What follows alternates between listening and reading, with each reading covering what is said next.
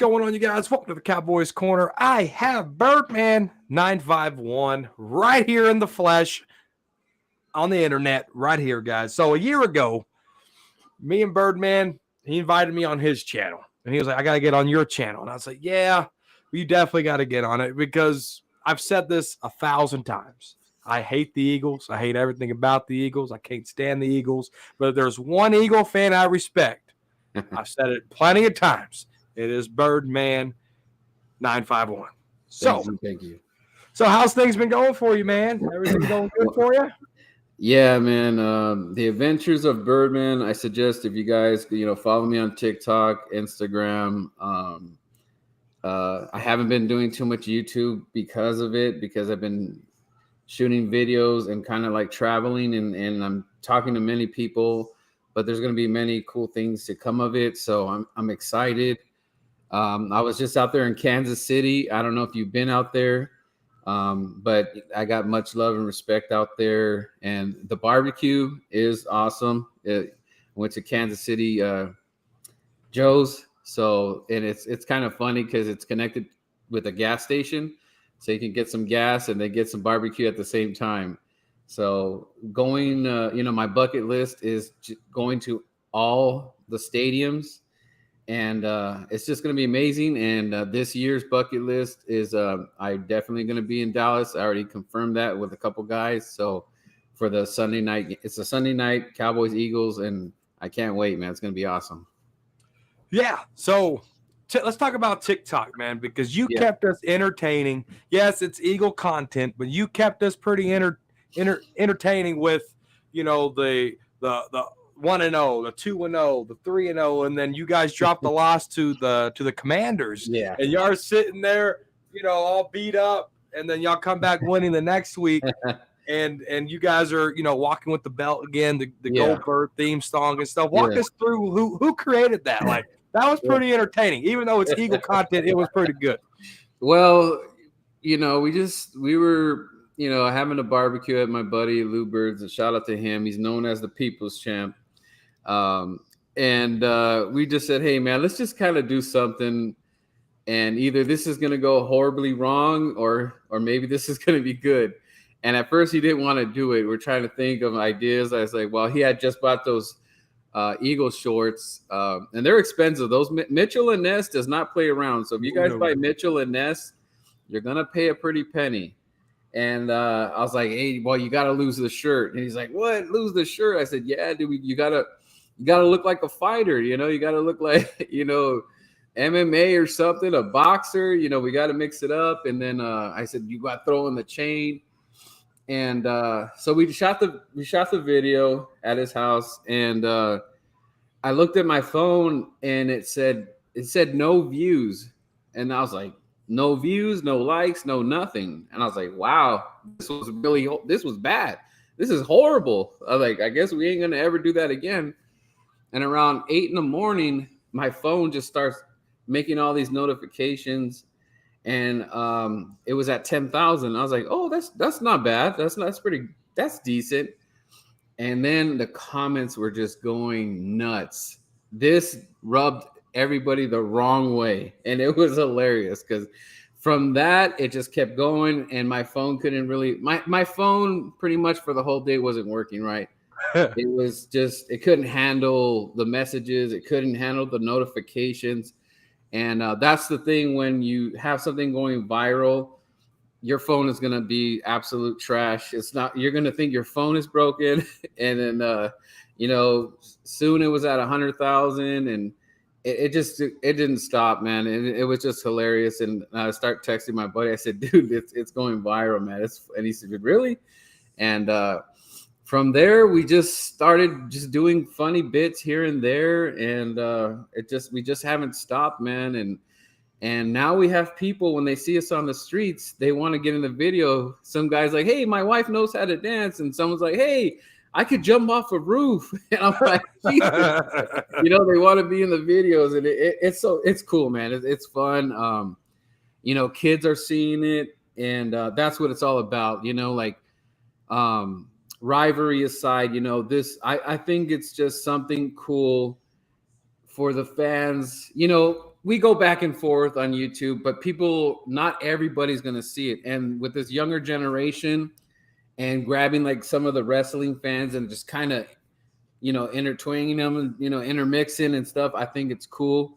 Wrestling fans are liking it, because they get kind of excited. They're like, oh, this is cool. The belts. Now we have a thing with the belts. People want the belts on the spot. I'll give you $500 for the belt. And I'm like, dude, I can't do it. This is the only belt we have.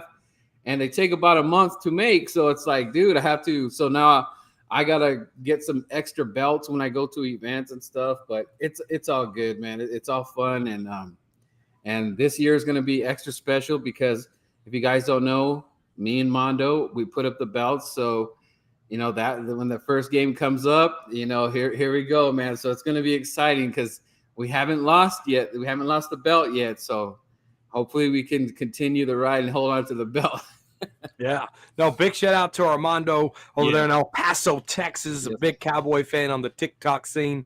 Really cool. But no, you talked about Kansas City here, Birdman, and it's so interesting because you talk about wrestling fan. Me, my wife, my kids, we watch WWE, and SmackDown was there in Kansas City, and I took my family and during spring break took my family to Kansas City. That's awesome. This year, actually in March 17th was the day that they had it, and we're going to Raw in Wichita, Kansas, on June 12th. But no, it was very interesting because Kansas City to me there were some spots that were dirty, but the people there, the people there are awesome. They're so polite. I mean, it reminded me of Texas. It really did. It was like some Southern hospitality there where people would come up and talk to you and act like they've known you for years. I've been away from home for 10 years, and it was interesting to see Kansas City do that. I got a buddy that lives in St. Louis. His name's Corey. I called up Corey. I was like, dude, big shout out to your city right here, dude. I was like, I like this. So Kansas City is a really good town. Yes, a lot of people. What's up, Jason? A lot of people, are Chiefs fans there. A lot of them are bandwagon fans, but I guess it is what it is. Yeah. But let's talk about the 2022 season. I mean, a year ago, your expectations weren't very high in your football team. I mentioned something about Jalen Hurts getting hot, and if he could get hot, he has momentum in the National Football League, just from what I've seen at the tail end of the 2021 season with Jalen Hurts. So kind of recap your 2022 season for me, Birdman. Yes, y'all went to the Super Bowl, and y'all accomplished a lot, but walk me through that. How was that for you? Well, the thing that a lot of people don't know is that the Philadelphia Eagles are not accustomed to having a number one wide receiver. And we've been suffering for that for a very long time. Cowboy fans have had plenty of nice wide receivers. You guys almost sometimes it feels like you guys get a little spoiled there. Us Philadelphia Eagle fans, we're not used to having a number one. We had T.O. for 1 year, a 1-year rental, and he went to the Super Bowl. The next to that was Deshaun Jackson. Was Deshaun Jackson a number one in the NFL? No, but he was, to us, he was probably the best thing that we had. And the NFC East did not like Deshaun Jackson one bit because of his, what he can do, his explosive runs. But barring that, when I was in Las Vegas and they traded for A.J. Brown, I had to pinch myself because I said, there's just no way that happened. That doesn't happen to the Philadelphia Eagles. We don't get a number one wide receiver, nor do we nail it in the draft. You guys got CeeDee Lamb, and then you guys are blessed again with another nice receiver. So you guys are pretty lucky in that. And when it comes to that, but for us, no. You mix in A.J. Brown, you mix in that Jalen and him are friends, they're buddies, they talk, they hang out. There's question marks about Nick Sirianni. I was really not sure that they were going to mix Hurts and Sirianni, because when a coach comes in, he has what he wants to do, and then you have a quarterback that, he's special at something. And if you don't let your quarterback do what he feels necessary to win a game, bad things are going to happen. Bad things. There's going to be locker room stuff. But the fact that Nick Sirianni and the coaching staff adjusted to Jalen Hurts' game, which what you were talking about, what you feared, came into fruition, and it just keeps going here. And the most important thing that you can have in the locker room is a leader.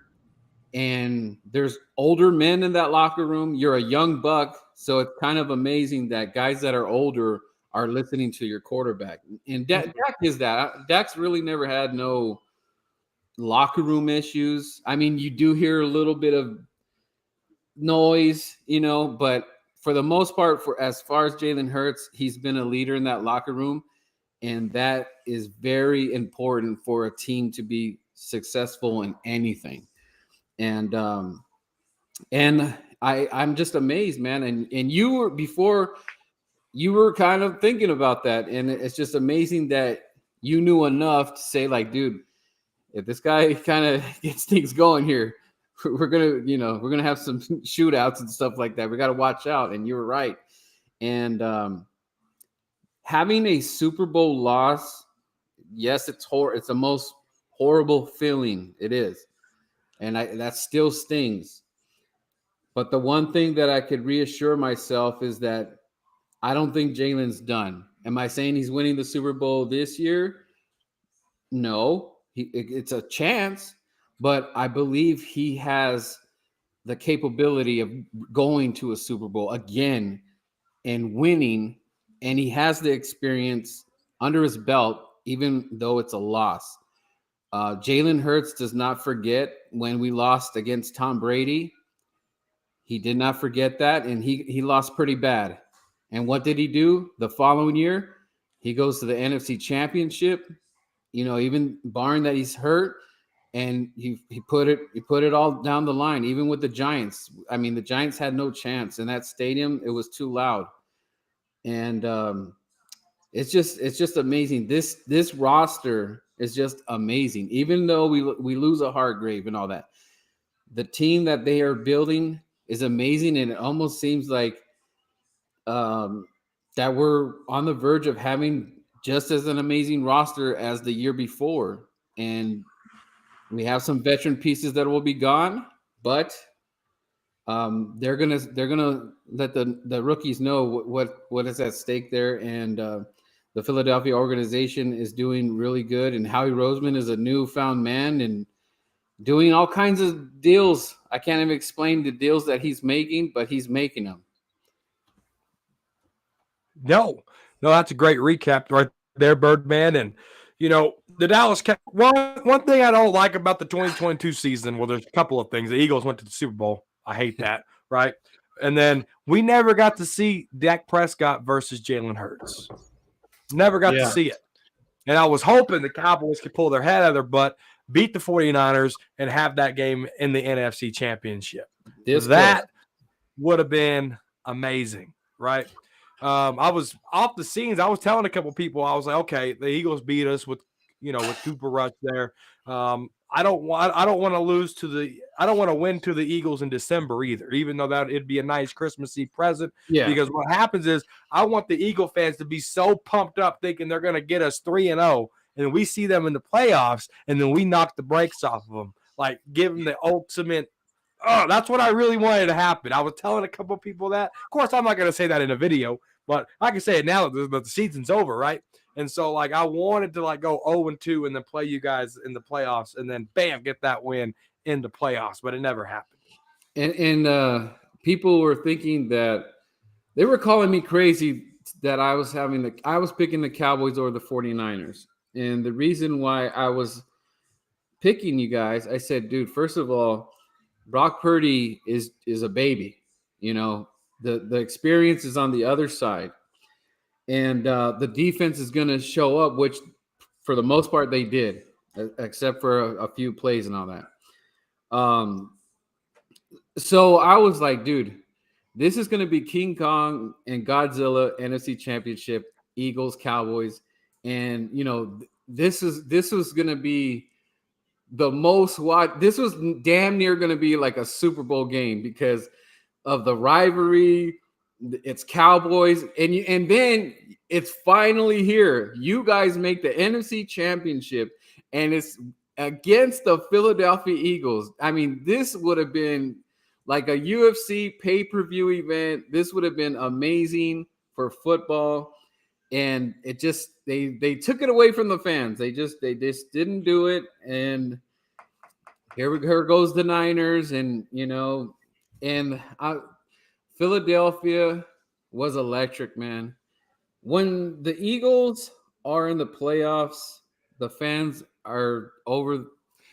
It's ridiculous. They'll get pre-gaming right when they wake up, man. The atmosphere is nuts, dude. It is a nut house. When we played the Giants had no chance. If they let anything slip up, the crowd was just going to eat them alive, and it just never stopped. And then Eli Manning was there. It was hilarious.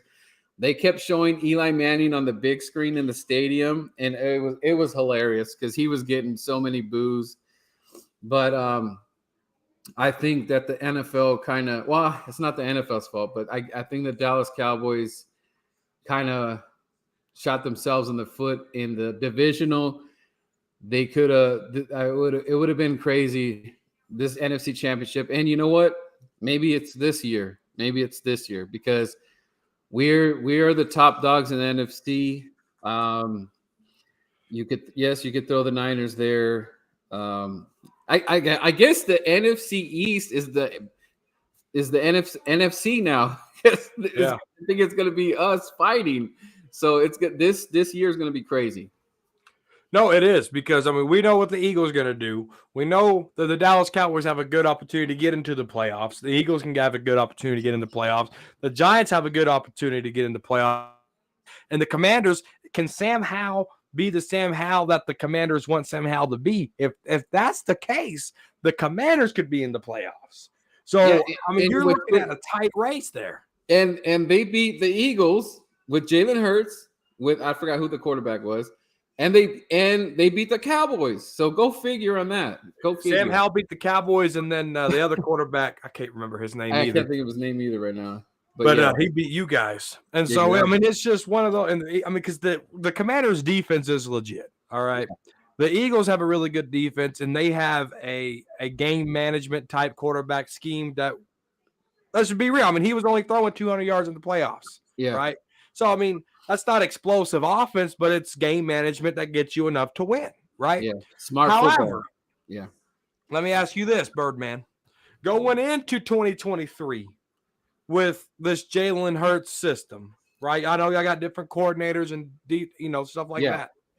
They're going to keep that same system. I mean, they have to. I mean, they might tweak it a little bit, right? Yeah. But how much do you think other teams are prepared to handle that type of offensive system?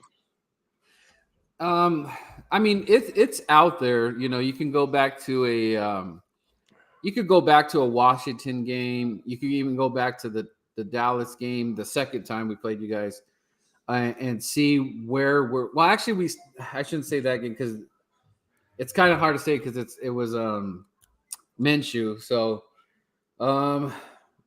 but the first game, I guess I can go back to the defense. It was the second half adjustment you guys made, and then Lane Johnson goes out. You guys picked it up real quick and made it a closer game than it needed to be. So there are things when you're going to look at that tape and see like what were we doing right there to make it a problem for Jalen Hurts. One thing that I will say is what I need to see is I need to see Jalen not run as much. Go back to the Chicago Bears game. He didn't like that. He doesn't like playing in the cold. So that's like a little bit of his kryptonite there. And that type of game and that type of weather, what you got to do is run your horses. We didn't run our horses very well. In fact, Jalen ran more. And that's the game he got injured. And that's a problem. I don't need him to put himself in situations because he feels like the game is all on him and nobody else is producing. So if our running game is terrible, you're asking our quarterback to do more running, which is unnecessary, which comes unnecessary hits. He fell on him, hurts his shoulder. It could have been way worse. Our season could have been done right then and there. No matter how good we were doing, the season could have been over right then and there. So I need to see the Philadelphia Eagles coaching staff run the horses. There's enough horses to be run. I mean, we almost have like 5 running backs right now.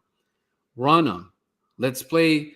Now we have to step our game up and play smarter and wiser, especially when it's every football field has a different, how do you say, like it has a different atmosphere, the field, the weather. There's always something different. You have to adjust. And you could probably tell me a game that Dak played horrible in the stadium where he just didn't, I don't know what he was doing. You've probably seen those games too. So now that Jalen has that experience, Nick Sirianni and the coaching staff, they have to make adjustments when it's a game. There's going to be games where it's windy as hell and you're not going to be able to throw those dimes. So you got to run. So I want to see that, because that, if I had to say that's, a concern for me, a very high concern, it's figuring that out, because I'm not looking just for this 1 year, 1 year and that's it. I'm looking at the life of Jalen Hurts. How long has he got? We can't run him to the ground.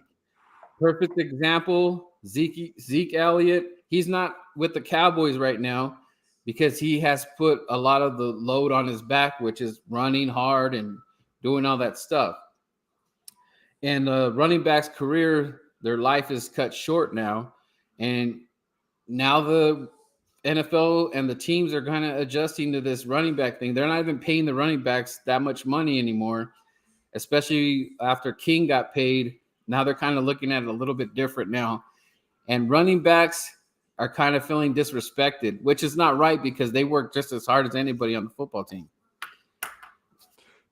Yeah, no, you make great points there with Jalen Hurts, and it's kind of like with Dak Prescott, right? Like, we used to do a thing called the round table with a few channels, and we talked about, I need Dak to run more, I need Dak to run less. No, I need Dak to run more, and the other half was like, no, I need Dak to run less. And then Dak Prescott snapped his ankle all up, right? And so you got to kind of watch that, like that shoulder. I mean, Gardner Minshew, he didn't play well for you guys. Did he even get a win for you? And and I go back to when I watched Dak Prescott. It was an Arizona game, and this is when he was the dual threat. I mean, I think he dove in the end zone and he did like a flip where he almost landed on his head. In my mind, I'm like, dude, that was like $10 million or $15 million that just flipped over his head. Like it could have ended real bad. It's like, you really don't want your quarterback doing it. Cam Newton, if you go back to some tape of what Cam Newton was doing, because he's so damn big, I feel so bad for that guy, because he was taking major hits to the helmet. And I was like, dude, do I want my quarterback doing that?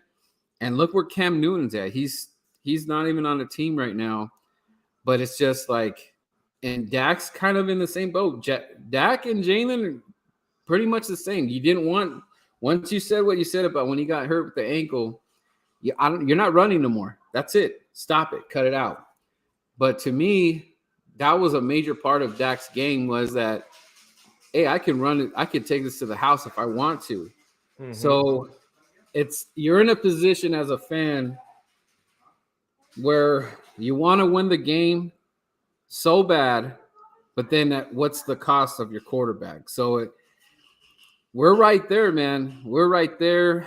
And the good thing is that Jalen is throwing better. And that's a plus for us, because everybody's calling him a running quarterback and stuff like that. But, that's a plus for us. So we'll see how this year goes, but I think you'll see more passing from him, which I'm hoping. But, also, I mean, if you go to the Super Bowl, like, he was doing everything, man. He was just, even though that costly fumble, he still fought. And that's another good thing, is that sometimes when a quarterback throws an interception or fumble, it just kind of sticks in them, and they just kind of lose it, and they can't get back in the game. So the fact that he rebounded and still fought and tried to do everything to win that Super Bowl says a lot about him. And I'm excited, man. You guys should be excited too. The only thing, the question marks. But this is it for McCarthy. This is it. There's no more horsing around. There's no more. I mean, there's how many handouts are you going to give him or passes? There's not much left because people are going to want to get paid, and that's when things get a little bit dicey. When people start wanting those checks, and you have plenty of players on your team that want to get paid, and same with us. Yeah, no, I just made a video about that, talking about Micah Parsons and Dak Prescott's extension, CD Lamb, Trayvon Diggs, Tyler Smith. All these strong contracts are going to be coming up, right? Yeah, you got some fifth-year options in there, but this is the National Football League in 2023. Players are going to hold out if they don't get their money after the 30-year of their rookie deal. Well, I mean, we've seen Zeke do it. We've seen other players do it, so it can't happen. Yeah. Mike McCarthy now with the Dallas Cowboys got rid of a Kellen Moore. How can a Mike McCarthy system help Dak Prescott and the rest of the offense at play, right? So that's something that's going to be really exciting. We got an emerging tight end and Jake Ferguson. Yes, we let Dalton Schultz walk to the Texans, and then we got Peyton Hendershot behind him, and we just drafted Schoonmaker, right? So now I want to pivot to the draft here. You drafted a guy, not you, but the Eagles. You know what I'm saying. You guys drafted a guy, Jalen Carter. All right. Has some team concerns, right? Mm-hmm. Cowboys drafted type of guys like that. Tristan Hill didn't work out. Randy Gregory is always suspended. Now he's with the Denver Broncos. Yeah. Kelvin Joseph can't even sniff out a fourth-string cornerback. No, he's a special teams player because these were guys that have the same track record as a Jalen Carter, right? So how do you feel like your culture, your structure of that organization is set up to where Jalen Carter can be more than just a first-round bust? Yeah. The culture is really good in that locker room. Guys like Jason Kelce. Jason Kelce is like two different guys. He's the happy-go-lucky, I'm hanging with the fans, drinking a beer. He's doing this podcast thing with his brother. And then when it's, put up your pants on, your big boy pants and get out on the football field, he does it. Jason Kelce is a Hall of Famer. You look at guys like that, Lane Johnson. Lane Johnson, at one point in time, he kept, I think it was 2 years. Was it 2 years in a row where he got busted for PEDs and stuff like that? So guys that have faced adversity, you have to look to guys like that. Brandon Graham is a great leader. I mean, he won a Super Bowl, and they were counting him out in the beginning. So guys that are veterans and know what the city is like, and Jalen is adjusting to that as well. They're gonna have to look up to a guy like that. They're gonna have to feel this chemistry, and it doesn't always work out that way. But I feel that the Philadelphia Eagles and the city and the fans and all that we have high expectations. Even though if it's a bad season, we still are out there wanting them to play their heart out. And one thing the Philadelphia Eagle fans do is that if you're playing bad on the field, you're going to get the boo birds. They're going to come out. They're going to let you know it. And there's a lot of players out there that will tell you the same thing. I've talked to many of the NFL players that have played for Philly, and they say they'll let you know right from the get. And Dallas, from when I talk to some of the fans and the fans that have the season, they're not as brutal. They're kind of, we lost. So some of the fans don't feel it as much, or the players don't feel it as much as if they're doing that bad on the field. And I mean, I'm not taking shots at the fans. I'm just saying that just the guy maybe it's just the older couple or something that's got the seat. They're not probably going to put the energy and just boo a player that did something bad or something like that. So that being said, I believe that this locker room, Jalen Hurts and the veterans on this team are going to be able to provide something for Jalen Carter. And I feel like if these guys can't do it, I don't know if any NFL team is going to be able to do it, no matter who it is. You guys, Raiders or whatever it is. I don't know, because it's going to be pretty tough in Philly. So draft overall, I mean, how do you feel about that draft? I kind of felt that Carter, I was like, I thought there was no chance he's going to be there. I thought it was just kind of like smoke in the air, and I was really honed in on Bijan Robinson because I did not want you guys to get Bijan. I was like, please, Lord, please don't let Dallas get No, Bijan. I think a lot of Cowboy content creators hype that up. There was a 0% chance. I had a 4% chance that the Cowboys were going to draft a running back or or a tight end in the first round. So that's what I was thinking. You're right for saying that, but I was like, if the guy was gone that you were wanting, like I could totally see you guys grabbing Bijan. But I was just more of the mindset of let's finish the offense and then we'll worry about the defense. So we move up, Jalen happens, and it's just when I think about it, and then they go from Jalen to Nolan, and they're saying the Philly dog or Philly Bulldogs and all that stuff. It's fun and all that. It's all cool, but they have to make it make sense now. Once they're out in the field and they're not producing, like I really need to see Jordan and Nakobe and these guys doing something now. And I know we had the luxury of having, a deep roster where we had extra guys in there and they didn't have to play as much. But now that these guys are gone, this is where I need to see why you pick these guys in the draft. Now this has to make sense. You can't just draft these guys high and they're not really playing that much. That doesn't make any sense at all. So this year is one of the year where it says why we drafted these guys at the position we drafted them at, and they got to finish their job. These players have to do what they need to do for the reason of being a number one pick. Yeah. No, for the Cowboys draft, you talk about Mozzie Smith, who I think the Cowboys, because of Jalen Carter's off the field, on the field issues that he had going on, Yeah. I think Cowboys got the best one with Mozzie Smith versus Carter, right? And then it's to be determined. Both of them have great careers. One can have a better career than the other, but I think Cowboys got it right with Mozzie Smith. Yeah, he had the handgun and all that stuff, but being the teammate of Mozzie Smith has a better reputation than a Jalen Carter, right? Mm-hmm. So that's fair to say. And then, like again, it's still early in their career, in their NFL careers. Maybe they can both grow up and not deal with handguns, not deal with practice shenanigans. All right. Then you talk about Schoonmaker and Overshown, which I think Overshown's getting hyped up by Cowboy fans. Let the player develop. He's playing the wheel, which is the weak side, right? So I think he's going to be covering a lot of tight ends and stuff, which he's capable of doing, and that frees up Micah Parsons. Like Micah Parsons said, I'm primarily a defensive end now because of Overshown.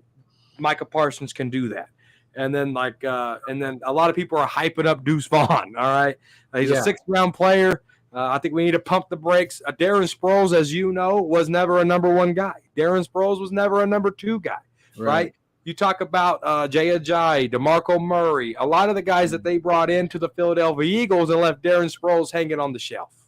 Right. All right. So I think Cowboys need to pump the brakes on Deuce Vaughn. Yes, it's a great story. But he has an uphill battle. Yeah. Darren Sproles had to prove every time in and out that he was a roster Cowboy player because he could be easily replaced at 5'6", just like Deuce Vaughn at 5'5". It's not a given for Deuce Vaughn, and Cowboy fans do it with Simi Fehoko. They did it with Noah Brown. They did it with Marquise Bell. Like Cowboy fans get onto a player and say, Hall of Famer, MVP. It's like, calm down, guys. Calm down. That's toxic. That's the only thing toxic about my fan base is that they hype those players up like that. Yeah. And one thing that I'll say that when we got Bradbury from the Giants and, alongside with Slay, I wasn't right away going like, oh, this is the lockdown future of the NFL. no one's gonna stop us. And I was like, I was glad that we have it because we've always struggled with having great corners, but I wasn't placing him somewhere. And then when I listen to a couple content creators, they're already saying that you guys have the best in NFL, and it's like I don't get what's the point of saying that. Let them earn that. If anything, the Eagles could maybe say that because they actually went in the bowl. But I feel that sometimes some of the Cowboy fans just kind of like plant somebody somewhere, or like what you're just saying, they already claim them the fame when the product hasn't even been put out there yet. Bill And Parcells always just say, "Put away the anointing oil." right. Yeah, I have to see how Slay and Bradbury rebound from.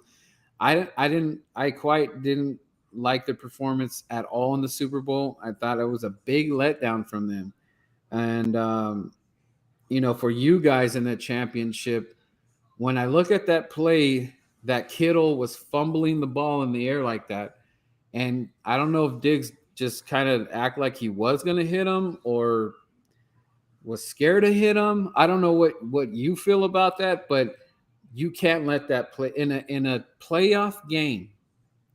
You cannot let that type of play develop. It was absolutely ridiculous that he still caught that ball. Slap the ball. I don't care what you have to do because that helmet of Kittle is like a Power Ranger helmet. How was he even seeing where the ball is? But he still caught it.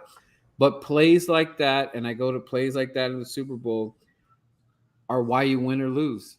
Right. Plays like that, So I got to see what Bradbury's going to do. That call, I thought it was pretty lame. I feel like if you're going to make that call, then every time a player tucks your jersey, then that's a flag. If the play didn't actually knock you down or prevent you from going forward, I don't know why you call that. But Bradbury is gonna have to live and die by that call. It's just like, dude, now that you learned your lesson about that flag, that play, just do something in the end zone. Jump in the air, do whatever you got to do, push the guy out of bounds or whatever. Mahomes didn't even really he just kind of threw it up there for I don't know who, but you get paid millions of dollars. Let me see what you do in the end zone. If he had then caught it in the end zone or whatever, I could live with that. He caught the ball. Great play. But letting the referee make the play, it was sad because the NFL, bias aside, I'm Eagles fan, the NFL fans got robbed of seeing what Jalen Hurts could have done with 1 minute and 50 seconds left. Whether you lose it or win it, they kind of got robbed on that. And there's plays that you guys could go back to that you guys got robbed on the same thing, and they're stuck in your memory. And that's one of the things that's going to be stuck in my damn brain for the rest of my life. But see, with Cowboys though, like that's it's self-inflicted, right? Bradbury holding the jersey, stuff like that. If the ref sees it, they're probably going to call it. Are they consistent with it? No, but I'm a Cowboys fan. They'll call anything. There could be a banana peel that fell out of a player's pocket, and we'll get personal foul, unnecessary slipping on the field or something, and then it'd be a 30-yard penalty. That's just how that's how they treat the Cowboys, right? But it's all self-inflicted, right? Dak's untimely interceptions, holding penalties on the offensive line, bad tackling on defense, Trayvon Diggs letting down on the play with Kittle down there. Yeah. Cowboys have a bad timing of self-infliction. I mean, and this goes back to Tony Romo days. Tony Romo versus Peyton Manning, Denver Broncos, AT&T Stadium, they're lighting it up, 500-yard offense, 5 touchdowns, great stuff. Tony Romo slips on Tyron Smith's shoe, throws the ball, interception in the game. Cowboys do a lot of bad timing, self-inflicted stuff. It starts with every quarterback since Tony Romo. It starts with a lot of players. I mean, just stupid stuff. I mean, even in 2014, we talk about the catch, no catch. There was a play that if Orlando Scandrick was turned around playing the ball, it probably would have been a pick six towards the end of that game there. Like, there's so many self-inflicted untimely crap that happens to my Cowboys Yeah. that it's just part of the nature of why we get let down. Is because it's just the fundamentals that they teach you in Pee Wee haunt you at the pro level. Now, over here in California, I know plenty of Cowboy fans out here. And what I get when I mention Dak Prescott, it's pretty upsetting. Like they don't want to hear that name. They are pretty Right. much fed up. They are fed up. They're almost somewhat where I don't care who's quarterback right now. Um, do you get that from like I know I'm not here to bash Dak and crucify him, I but am. but are you kind of getting that same kind of feeling where you guys are just getting tired of it? See that there's a lot of rainbow and unicorn fans out there, Yeah, Birdman, on the Cowboy side, where nothing bad can ever happen and it's all glory and we've won every season. We have yeah, 15 million Super Bowls and we're the best. yeah. And there's 20% of us fans where we have to look at the big picture. Right. And I like to look at the big picture. You know what I'm saying? I'm not going to sit here and praise Dak Prescott when I know a lot of this is on Dak Prescott. A lot of it is on Kellen Moore. A lot of it is on the defense. A lot of it is on the offensive line. But when you get so many inconsistent and people always talk about, well, Josh Allen has the same picks like Dak Prescott. Am I a Buffalo Bills fan? Is this a table that I'm going to slam through? Am I a Bills fan? No, I don't care I want Josh Allen to suck. I do. I don't care. But when you wear a Cowboy star on your helmet and you play for the team that I represent, there's a standard that you have to live up to. And if Dak Prescott was this elite quarterback, why is it always up for debate? Yeah. There was never debates about Tom Brady. There's hardly debates about Josh Allen. There's hardly debates around Joe Burrow. There's debates around Kirk Cousins, Dak Prescott, maybe a little bit of Trevor Lawrence, right? There's always the debate with Dak Prescott. Is he top 5? Is he top 10? Is he this? Is he that? Like, I've noticed that a lot of Cowboy fans finally turned the leaf over. I call it taking off the Dak folds. Yeah. All right. Because my Dak blinders have been off since 2018.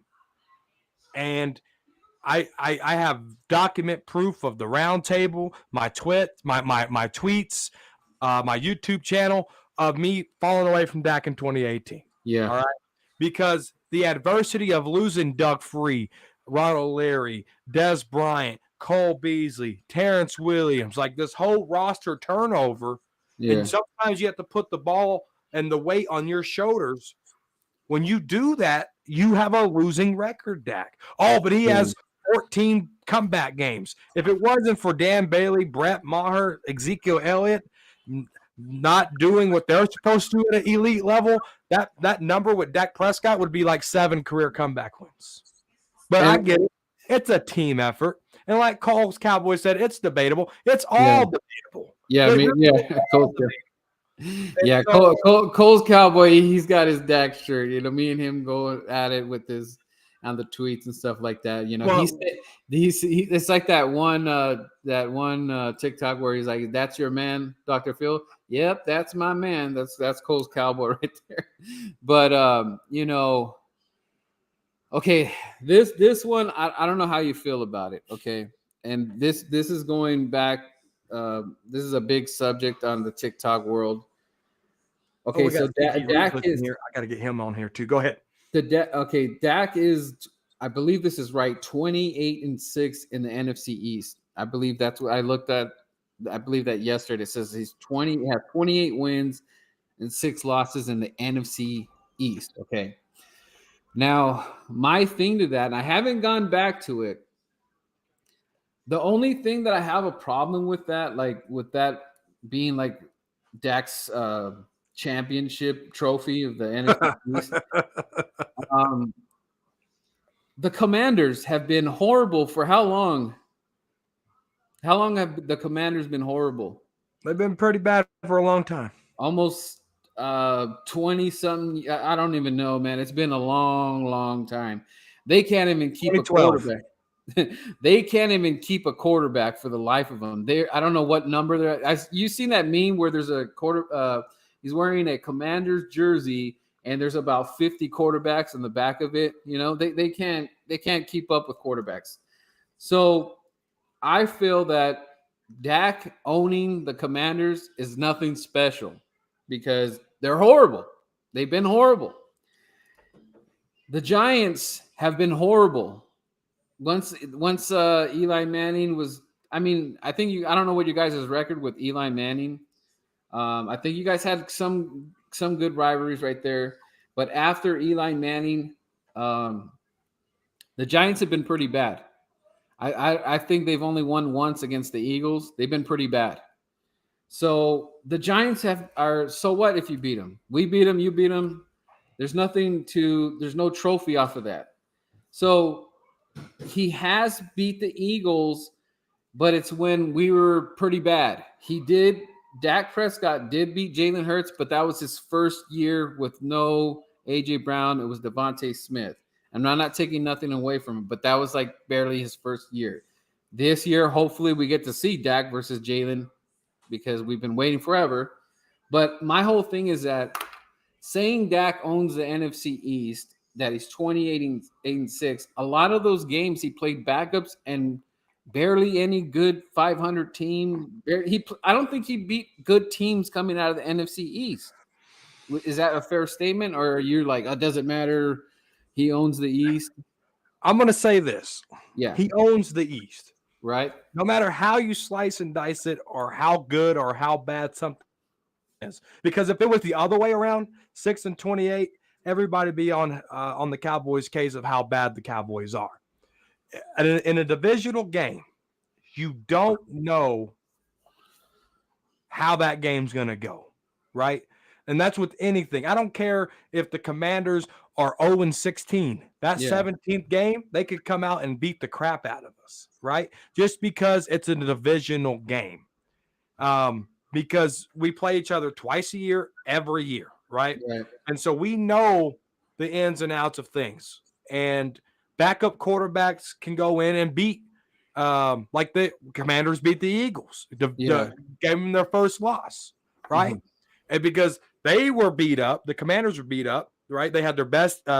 Chase was out. A few people were out on the Commander side of things, right? But they were able to beat you guys because they know you, because they know us inside and out, right? Yeah. So if Dak owns the NFC East, but I wish Dak would own the National Football League. And that's the thing for me. Like, me saying Jalen Hurts owns the East does nothing for me if I'm not even going sniffing a championship or on the way to a Super Bowl. It does nothing. Is there T-shirts that say Dak owns the East? Like, I don't care about that.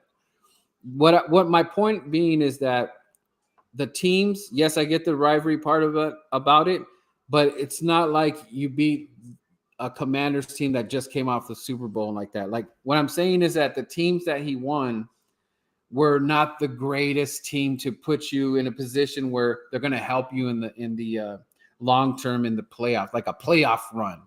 So my point is just that it's great. You're winning the divisions, but he's not carrying that over. He's not using that to do better in the playoffs. I just feel like when the playoffs start, like that goes, like he's not using that. Like, I don't know. It's just kind of weird to me. Well, and I get it. You know, in the playoffs, that he has a losing record in the playoffs, 2-4, just like Tony Romo, right? Yeah.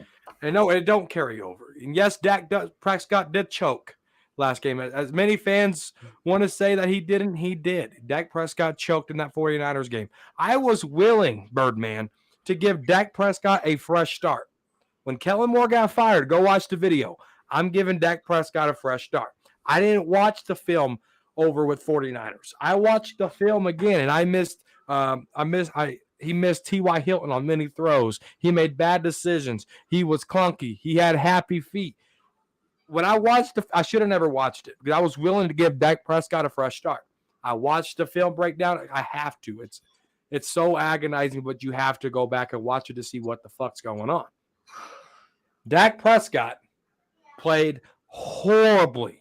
And I don't care that he did this awesome stuff against Tampa. They were a depleted football team. They had no business in the playoffs. Right. You so to beat a Tom Brady, great. To send him in retirement, fantastic. To not be able to beat a Brock Purdy, it don't matter how good the 49ers defense is. Yeah. To not be able to beat a Brock Purdy after your defense held them under 20. Yeah. You have to overcome that, Dak Prescott. You have to, and he didn't, and that's what frustrates me. Yeah. Yeah, because this is his 7th year or 8th year? He's going to his 8th year. Okay, so that was his 7th year. You guys have pretty much seen enough. I mean, you guys are catching up on 10 years now. You guys have seen enough where you can't be doing this. There's absolute no excuse. You can't use the Kellen Moore thing or whatever because it's a self-inflicting wound on yourself. That's what I've been saying. Jalen Hurts did a self-inflicting wound, which he cost that fumble.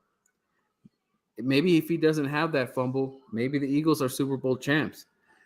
That's what you have to look at. No matter how good you did and your stats during the performance and all that, you did something that you gave the opposition 7 points. You gave them opportunity. You gave them a short field. You can't do that. And it's just that, this is everything. It's crazy. It almost feels like I have this conversation with you where it's like, this is the year. This is the make it or break it thing and stuff like that. And it's like, we're kind of saying the same thing because like, you've been 7 years going on 8 years with this kind of same conversation. After this and no production, not in the NFC Championship again. It is another wasted year of talking about who we're going to get in the draft and how we're going to get this and doing it all over again. We're going to keep Dak one more year. But I'm telling you, if the Dallas Cowboys come out and they're doing horrible, which I don't think is going to happen, but if they're 0-4, I think you got to sit Dak already. Something has to spark with the Dallas Cowboys because go ahead. You can't sit Dak because the Cowboys have not invested anything in the backup quarterback spot. They just didn't. You guys didn't get if you bench Dak, you're playing Cooper Rush. You don't have who you gonna develop? Blaine Gabbert or whatever his name is. Like what the hell's it? Will Greer. That's what his name is. Will Greer. Who are you gonna develop? Will Greer. Like the Cowboys have not done anything so you can't even benching Dak to develop a quarterback is pointless because they don't have anybody to develop because they're not putting any tokens into that. They did the crap with Tony Romo. And then Dak Prescott fell in our lap and he's held the reins for 7 years going on 8, right? Cowboys do this time and time again. So if the Cowboys go, like, I get what you're saying, right? Like with like Nick Foles, right? They had Nick Foles. They drafted Jalen Hurts. They let him go. They brought in Hurts in and let him play. Yeah. Cowboys don't have the depth to do that. I mean, right. Cooper Rush ain't going to do nothing. Will Greer ain't going to do anything. They don't have any young quarterback there to say, go take it. Like with Mike McCarthy with Aaron Rodgers. Brett Favre got hurt against us a long-ass time ago. I think it was 2009, 2008. Aaron Rodgers came into there and lit our asses up. Yeah. Lit us up. Why? Because they were able to do that because they invested into that position. Cowboys don't have anything. So to bench Dak Prescott, it's pointless. So, and you know what? You guys would be in a tough position because let's say you guys win 10, right? And that doesn't mean it's bad or whatever. That's still good enough to get in the wild card and all that because this year's going to be tougher. But you guys will be – your draft is not going to be that good to you guys are going to have to give up a lot if that's what's going to happen as far as getting a quarterback to replace Dak. Because if you guys are in the middle of the pack, you guys are up there. You guys will have to lose assets to move up in the draft. I don't even know if there is a great quarterback coming out of They have a college strong yet. draft class this year. They do. Okay, so that I mean, I don't know who you guys would give up if that was the case, but it's gonna be a long season if that's the case. But to me, right now, I just feel like when it comes to playoff Dak, it's just been bad, man. It's just the expectation, and you guys are gonna play some really good games, really good games. You guys might. I don't think Trey Lance. If Trey Lance is playing with you guys, I'm pretty sure you guys got that in the bag, even though they have a great defense. But that's not going to matter because you guys are going to be in the realm of playing them in the playoffs again. So let's just see what happens here. And if the Eagles can figure this out, the Eagles are going to be a problem once again, especially with the young up and coming defense. If they're able to get Jalen Carter rolling and Nolan Smith, it's gonna be a problem for the offenses. And we need to stay healthy with our running backs because that's always kind of been our issue too with running backs not staying healthy. Miles Sanders always had an issue all the time. We had guys like Boston Scott, Miles Sanders. Gainwell, and I get kind of gets old. Pollard had that horrific injury. What's he going to look like? Your receiver Gallup came back, and I'm not. I think someone had him ranked. I was watching Shango, and he had him ranked about. I think he was 9th as far as NFC East receivers. He was ranked 9th with PFF and all that stuff. So Gallup, I was really afraid of, and I guess he just maybe it was the injury, but he kind of like stepped back a little bit. How do you feel about Gallup? So I made a video about this, talking about all this, right? About my positions and my concerns and stuff like that. Gallup, I hate when players come out and say, this is the best I've felt ever in my entire career, or this is the best I've felt ever, or something along those lines, right? Mike Gallup just came out and said, I feel really good. And I feel like I can be back to myself. I'm paraphrasing, but he said something along those lines, right? And so we need him because Brandon Cooks is durable. But Brandon Cooks is also going to be 30 come September 25th. All right. You have CeeDee Lamb. If CeeDee Lamb goes, to God forbid this guy goes down, I can't put all my eggs in a basket for Brandon Cooks. Yeah. I can't put all my eggs in a basket for a Michael Gallup. Cowboys, they're trying to go out and get players and but I can't buy. I think you need all three pieces to be efficient and healthy, and Gallup, Cooks, and Michael Gallup, and that's what the Dallas Cowboys need done. Yeah, and like Cooks is. It's kind of weird when you get a player that goes to Dallas because here comes the overhyped train, and they already planned him somewhere, right? He's going to be the best. This is the game changer. This is all Dallas needed was Cooks. They're already. The thing is that no one. I mean, I wasn't talking about Cooks last year. I don't think you probably said anything about Cooks or worried about Cooks, even if you guys played him. I don't even think he was hurt that game.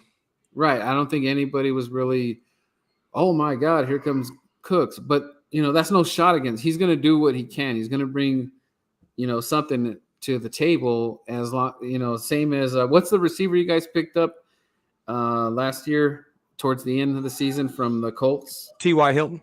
T.Y. Hilton, he's a free agent.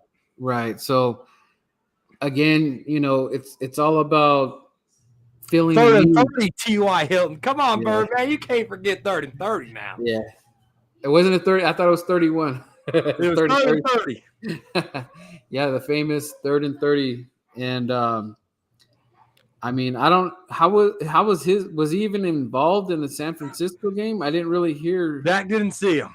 Oh, Dak you know, didn't see him. and that's where you think the experience comes in. Like, I mean, after that happens, you probably don't even care about the season after that when the guys are not even there in the playoffs. But again, like Cooks being added to the roster is only going to make sense if he does something in the playoffs. Yeah. Regular season stuff, it's great to have, and we can talk about it all day. But that signing has to do something in the playoffs. The Dallas Cowboys are a playoff team. The NFC is open. The NFC is open right now. You have to take advantage right now, not later, not next year, the next year after that. It's now. And it just looks like the NFC is just going to be in the battle for it. I mean, don't be surprised. I don't know if it was going to be the first time ever, but I thought all 4 teams are going to be in the playoffs. Yeah, Commanders had to screw it up. Yeah. And Ron Rivera sitting on the podium. Oh, I didn't know we're eliminated if we lost today. Yeah, poor old Ron, Riverboat Ron. Well, maybe someone will be there for him to tell him, like, yeah, if you guys lose, you guys are out of the playoffs. Maybe they'll tell him that before the game. So to wrap this up, Birdman, so knowing your schedule, yeah, we don't see each other till November 5th. Yeah. But knowing your schedule, where do you see the Eagles going this year? I already made a bet saying that I expect 13 wins. Okay. And people want to say that the beginning is cupcake schedules. I mean, this whole cupcake thing, but I was like, you guys can't. Well, not you guys, but people are about the NFL said we have the toughest schedule. Okay, great. That's okay. For the people that talk about the cupcake schedule and all that stuff, now you guys maybe you can be a little bit quiet for the ones that kept talking about that all year. But when you look at the teams we're playing, they're kind of like in a rebuild mode. The Rams, it's going to be exciting. We're going to be down there. It's over here in my hometown.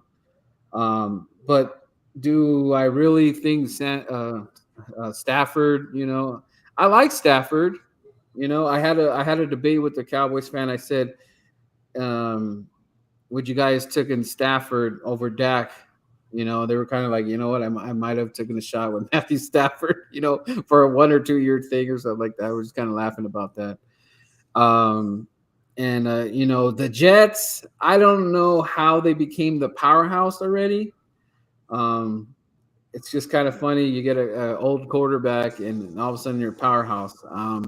I don't think Aaron Rodgers is falling into a situation that Tom Brady did, where he goes to Tampa Bay and like, oh, we're winning the Super Bowl that same year. I don't think the Jets is the same situation as that.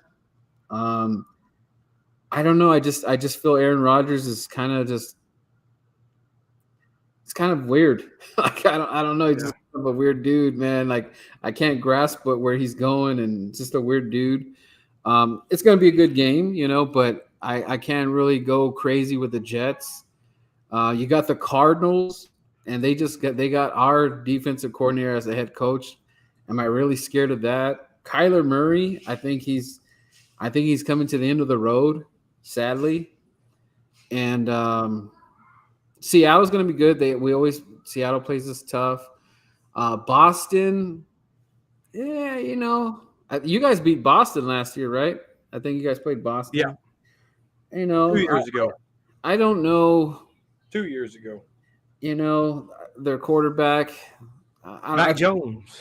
I think Belichick's I think the end of the road for Belichick's coming up too, man. Like, yeah, that retirement's settling in. If not, he's done with coaching and just doing GM stuff. And the Vikings, am I scared of the Vikings? No, we got to, again, prime time. They always have an issue. The Giants, they're good, but that could be an easy sweep there, The Giants have Daniel Jones. That's the beauty. They signed him to a long deal. That's the beauty of the Giants, is they're stuck with old Danny Nichols. And if you ask Sneaky G, Daniel Jones is the best quarterback in the NFC East, but that's if you ask Nikki G. So and then the Commanders, we go to the Commanders. I know how, put a whipping on the Cowboys, but I think you guys were already in playoff mode. I don't even think you guys really cared about that game. I'm gonna use that card. But, we are better than those teams, man. We just are. We just are. The Bills are going to be a good matchup. Miami's going to be good, but is Tua going to play? I don't know. Man. I pray for that guy all the time. He's out in the field, man. I'm scared for that guy. The Chiefs, I think we're going to get that game because it's going to be the rematch. Yeah, it doesn't mean anything. You don't win anything for that game, but I feel that the Jalen Hurts has a little gripe there, but you still can't count out Mahomes. So I'm like saying 13 is, I don't think it's crazy. I mean, you can knock me down to 11, 12, but that's still a playoff team. And it doesn't mean that you guys are. I think almost the whole division is going to the playoffs, man. If Washington can figure it out, I think they were just a game shy. So basically, we're just fighting who's going to be the if we can get home field advantage and win the NFC East. That's going to be where we're at as far as the NFC East goes. But I think it doesn't even matter if you guys won it. The Eagles are still going to be in the playoffs. If we win it, you're still going to be in the playoffs. So this thing is not over. We're going to see each other in the playoffs. So we're going to have to play each other maybe 3 times again, and same. So we just have to stay healthy. Stay healthy. No. Yeah, that's the hardest part, right? Yeah. Cowboys, man, I can see 11, 12, 13 wins along those lines. And it all depends on how well Dak Prescott adapts to a Mike McCarthy system. But I think they're going to start off with 30 and 40% of a Mike McCarthy scheme at first. And then towards December, you might see about 80% of Mike McCarthy and less of Kellen Moore stuff, right? So it all depends on how well Dak Prescott takes it and goes and moves and stuff like that. But health is a key factor in this. But I can see all that. But, again, it's early. We still got OTAs. I think we're in the process of OTAs right now, and then training camps coming. It's going to be here before you know it. So, Birdman, let everybody know where they can find you. I do appreciate you coming on here to the Cowboys Corner and talking ball. It's always great. Our second time doing this. Let's do it again. Yeah. And where can everyone find you at? Yeah, so it's Birdman_951. Check me out on TikTok. We're doing a lot of cool stuff right there. Wait for the funny videos and stuff. There'll be a lot of surprises, and we do have a bet. This one's going to be it was fun taking the belt from the Niners fans, but you know what? What's happening here is that I'm feeling a little bit more respect to Cowboys fans because I can't believe how much crying that the Niners fans are doing. It is amazing. And you probably could attest to that because I know you're getting a lot of noise from Niner fans because of what's been going on. So you guys got a little payback issue with them. So that's going to be a great game. You guys are going to Levi's Stadium, So stay tuned to that on the TikTok realm and Instagram, Birdman_951. Same on the Twitter. And I'm also on Facebook. So stay tuned for all the great collabs. I can't wait to see. So is Mondo going to be holding the Eagles championship belt? Yes, he is. He is. Mondo. It's gonna be fun, man. I can't wait. And there's a lot of fans that are getting wrestling belts. It's just awesome, man. It's just like a cool thing. And I'm glad you're a fan of the WWE. I know a lot of people think it's corny or whatever they want, but I took my daughter to WrestleMania. I was over here. Yeah. And you know what? Now we have a little bond there. Like I got her into wrestling. Yes. Yeah. So I've been showing my daughter Peacock and old school stuff, right? Yeah. Like Diana, she was so scared of Paul Bear at first. She's like, "Why are my faces like that? What is he? What it?" So I've like broke it all down, and then finally she started watching some more stuff and getting into it. And then I took her to Kansas City, Missouri, and she got to watch SmackDown. And she's in love with Rhea Ripley and the Judgment. Yeah. And so it's awesome, dude. we had really good seats during that Friday night SmackDown. Nice. And then on June 12th, because she's in love with it so much, I got floor seats for Raw. Dang, so we're going to be on TV June 12th. So be on the lookout for that. Yeah, we'll watch it.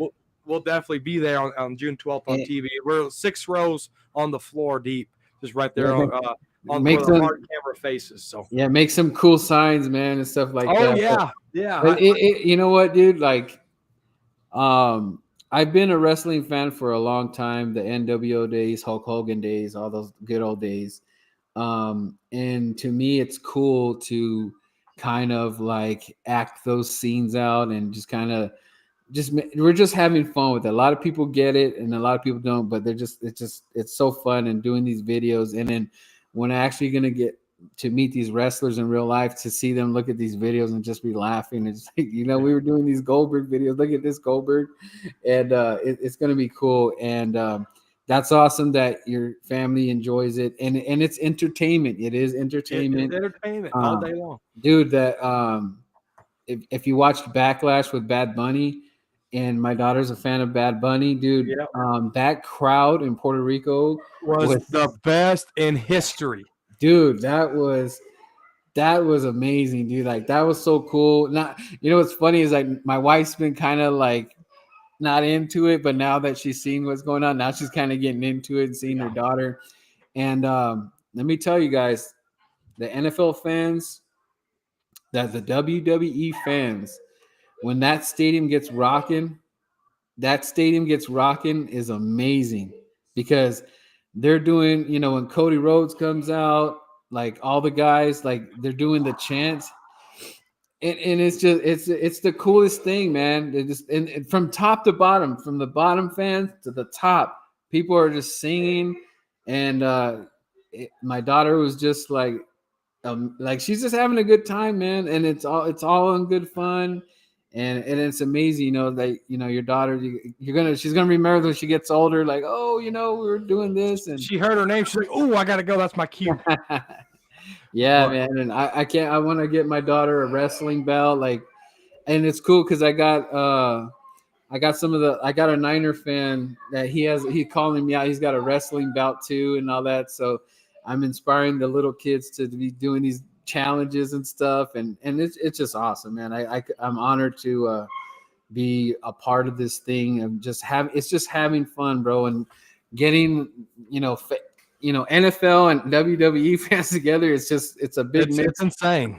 It's insane, yeah, dude.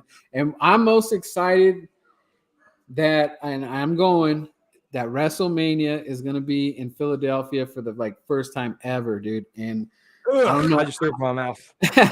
I don't know how much the tickets are going to be, but my bank account's already crying. But I have to get a great seat for that, and so I could be there as the Birdman, so people could be like, "Wow, he's actually really likes wrestling. He's right there, Yeah. And who knows? Maybe I could piss off Roman Reigns and he pushes me or something like that. That'd be funny. Yeah.